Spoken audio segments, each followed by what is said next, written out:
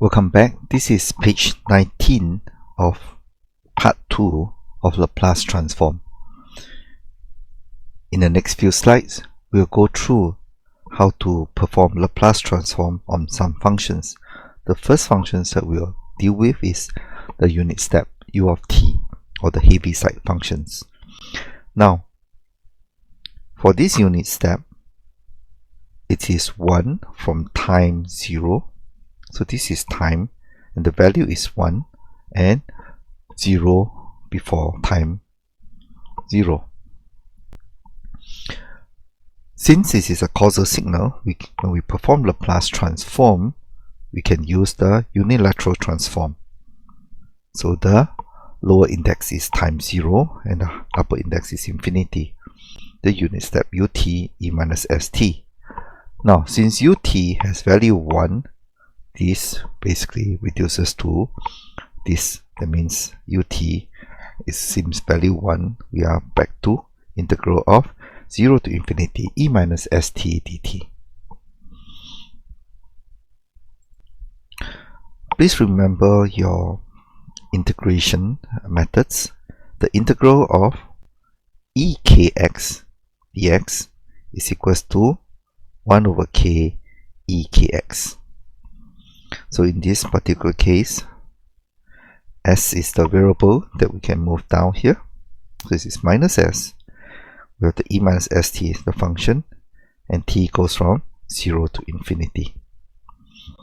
We substitute into this. When t goes to infinity, e minus st goes to 0. So minus 1 and minus 1 cancels, become plus 1. The answer is 1 over s, is the Laplace transform of the unit step. Again, remember that for this value to go to 0 as t goes to infinity, s must be greater than 0. Only then would this limit goes to 0. So this is the region of convergence. This is the Laplace transform of the unit step, and we have this additional entry in the table. Let's proceed to the next function. In the next function, we are going to perform the Laplace transform of cosine bt. Now, recall that the Laplace transform of exponential minus at is 1 over s plus a.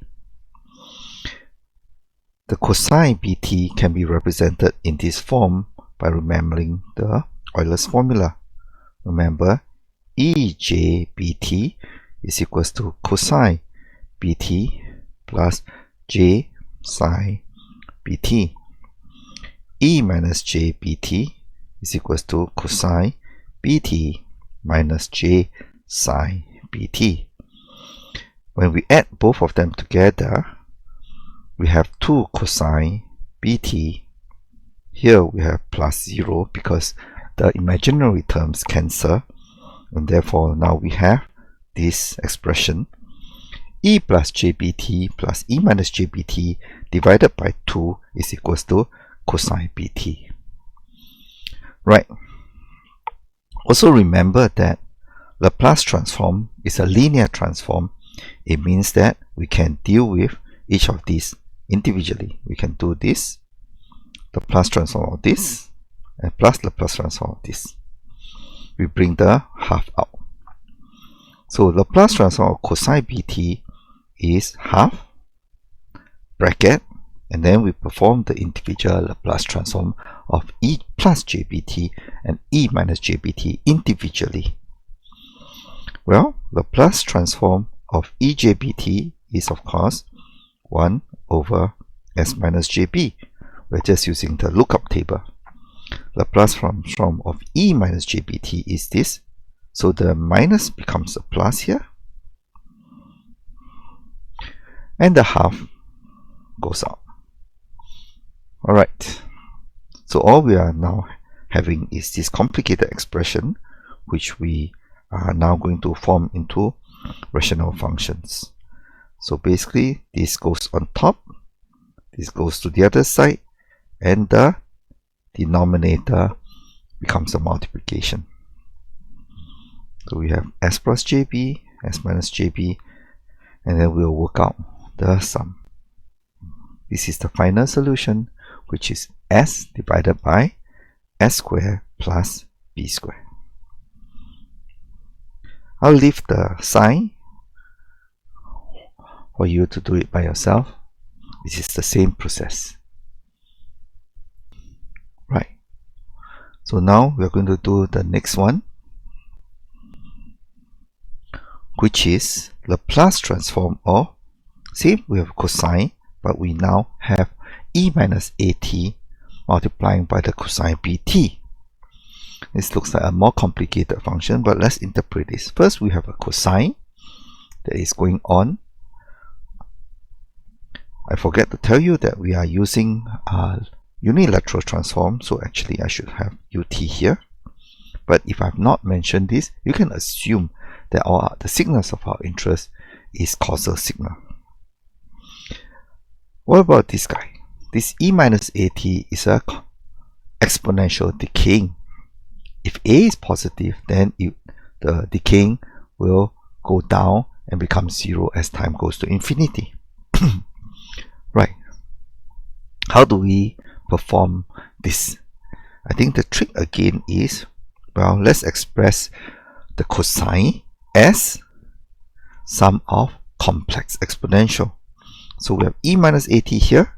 We convert the cosine into this as before in our previous example. What we do is that we distribute e minus at with the terms inside this bracket, and we get this e minus, then the whole thing is a minus jb. Now why minus jb? Is because this minus and this minus will become plus. So what happened is that it will basically generate the first term, this guy multiplied by this guy. Over the second term is e minus at multiplied by e minus jp. So we have a minus and we have another minus. So if we bring the minus out, the inside operator, it becomes plus. This e minus bracket a plus jb. T. Now, then we apply the same trick, really. And remember, the trick was that we have Laplace transform of e minus at equals to 1 over s plus a. So this a here is now the entire expression a minus jb. So we have a minus jb as the first term. We have a plus jb as the second term. And because this is minus, this becomes plus. Again, we apply linearity of the Laplace transform, and we have done this to time domain signals separately.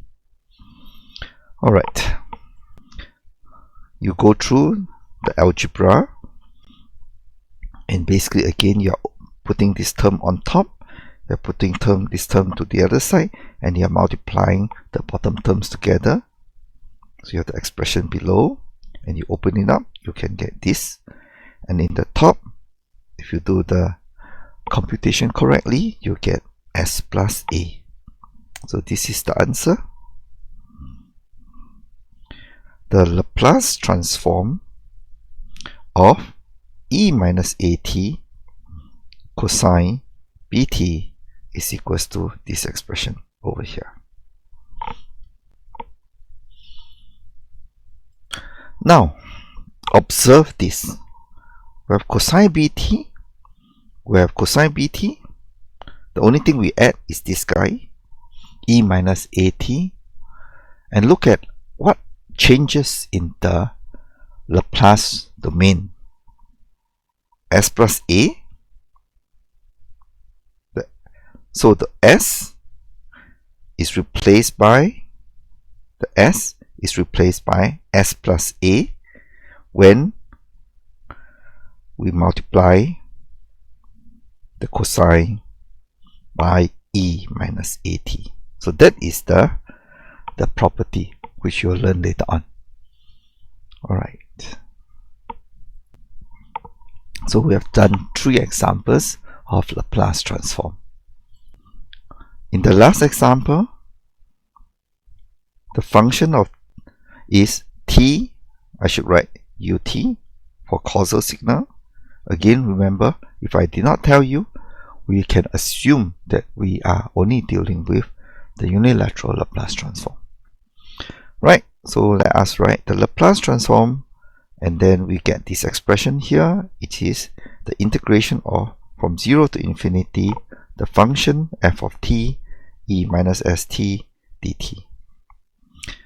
So when you look at this complicated function, what can we do? Well, I'm going to advise you to do integration by parts. And in the integration by parts, you have your choice of u and dv. I'm going to tell you that the correct choice of u is t, du is 1, dv is e minus st, and then of course v will become integration of e minus st dt, which is e minus st over minus s. Now if you carry out the integration by parts and solve, you'll get the answer. I'm not going to go through, but I'm going to show you where you can find this in YouTube. Google Laplace transform calculating the Laplace transform. The complete name is by this person called Patrick JMT. He did this about 11 years ago in 2011, and this video has already have 394,000 views. Now, where is I'm going to now play a section of it here. The integration by parts formula, well, infinity, because that's the original upper limit of integration. And then we have to integrate this t e to the negative st dt. Right. So from about 2 minutes 42 seconds onwards, he did this question, which is what we are trying to solve. So you can look at this video and you'll be able to find details of how he solved. But again, he also did like what I have done, which is integration by parts using u equals to t and dv equals to e minus st. Right. If you have done all the computation, the end results will be this. The Laplace transform of t is 1 over s squared. With the ROC, the real part of s must be greater than 0. And with that, we are done with the examples of Laplace transform, the forward Laplace transform. Thank you.